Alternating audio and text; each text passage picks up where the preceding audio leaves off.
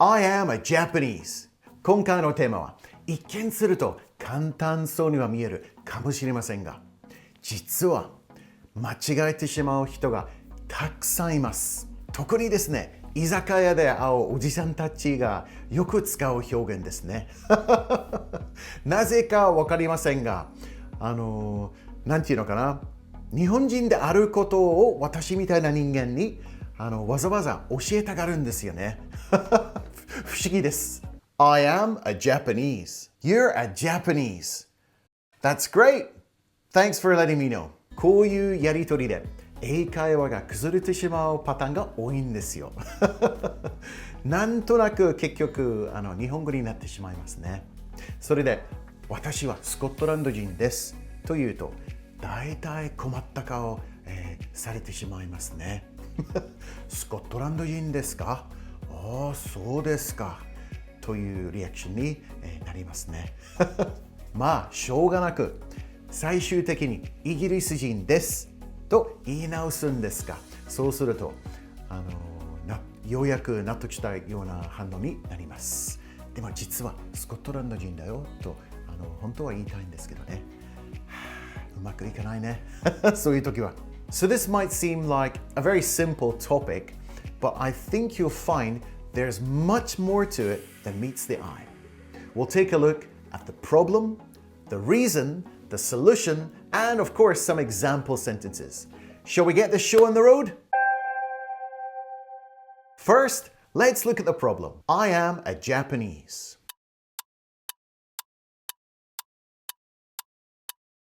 I am a Japanese. So as I talked about in the intro, I get this quite a lot, especially from middle-aged men who've had a few beers. They're usually a few sheets to the wind by the time they've plucked up enough courage to come over and talk to me. It's funny, but I don't get many Japanese ladies saying this kind of thing to me.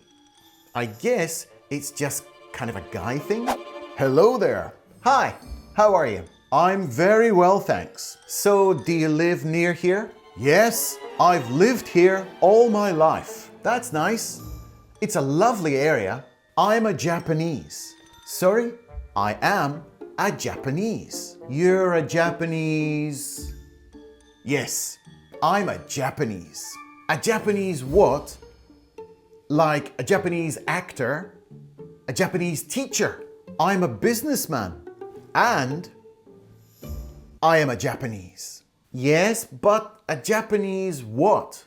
I hope you're starting to see what's going on here.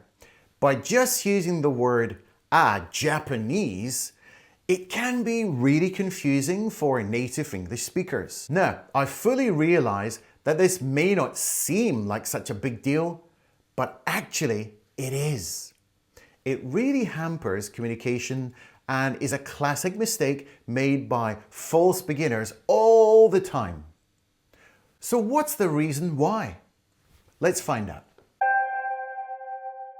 When you're using the word Japanese, it's primarily used as an adjective in English. While it can also function as a noun, it's more common to use it adjectively, especially when referring to nationality. So, when a native speaker hears a Japanese, we're waiting for the noun at the end. If there's no noun at the end, it feels incomplete. But hang on a second. I've heard people say things like, I'm an American, I'm an Australian, I'm a Canadian. This is where it gets tricky. In those examples, American, Australian, and Canadian are all being used as nouns. Therefore, including the indefinite article an or a before these nouns is essential. So that means you can say, I'm Japanese. This food is Japanese. My best friend is Japanese. Because Japanese is being used as an adjective. If you want to use the indefinite articles, an or a, then it goes without saying that you have to pair it with a noun. It's just like saying, it's a big, this is an expensive, he is a friendly, I am a Japanese. It just doesn't make any sense at all. This is a Japanese fan.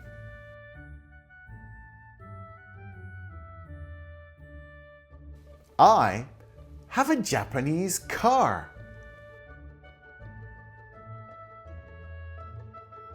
I want to buy a Japanese yukata.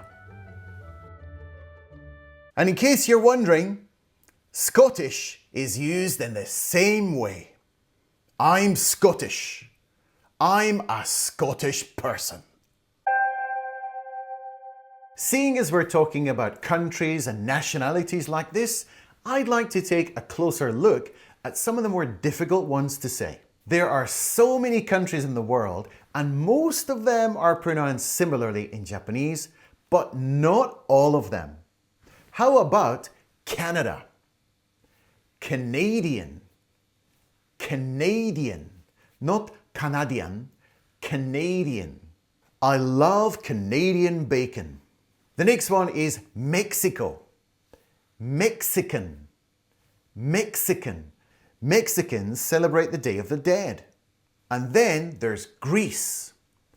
Greek. Greek. Greek yogurt has been really popular in recent years. This one often gets people. Indonesian. Indonesian. Jun. Jun. Indonesian. Indonesian is the official language of Indonesia. Let's have one more. Welsh. Welsh. Welsh people are well known for being good at singing. But there are also a few nicknames that we have for certain nationalities. How about someone from New Zealand? Of course, they can be called New Zealanders, but they're also affectionately known as Kiwis. Kiwis. After the kiwi bird, the native and iconic flightless species endemic to New Zealand. There are a lot of Kiwis in London. People from the UK are often called Brits by people in other countries, but Australians and New Zealanders call us Poms or Pommies. So this is an affectionate term to do with the history of how the Brits colonized the countries with prisoners from the UK. Pom stands for Prisoner of the Motherland. Pom. So an Australian might say, the cricket match between the Aussies and the Poms was thrilling. Now, with these kinds of nicknames, we have to be very careful, as some people can be offended. It might be okay for people from that country to use it, but if people who are not from that country use it, there might be a risk of people getting upset.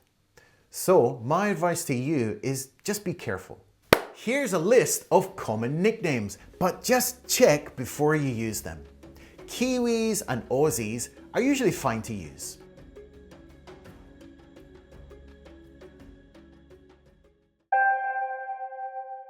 Sota Fuji is a Japanese professional shogi player renowned for his exceptional skills and rapid rise in the shogi world. So because we are using the noun player, we can use a Japanese shogi player. Japanese is being used as an adjective. So let's look at the differences between these three expressions. So if someone is famous, it means they're generally known by a lot of people. If someone is well known, it's a little bit more limited to particular communities. And if someone is renowned for doing something, it means they have like a really high rating and they're really respected, as well as being extremely famous. Is Sarah a Kiwi? Yeah! Can't you tell by her accent? I picked up on it as soon as she opened her mouth. So when you pick up on something, it means you notice something. You start to realize something. A lot of people say the Aussie accent is one of the most difficult ones to pick up, but I've always found The New Zealand accent can also be pretty tricky. My friend from New Zealand used to make me laugh when they said fish and chops. Fish and chops. They were really saying fish and chips, but I had no idea what they were talking about. Fish and chops. With the rise of electric vehicles, Japanese car manufacturers are investing heavily in EV technology. If you invest heavily in something, it means they are spending a large amount of their budget on a particular area.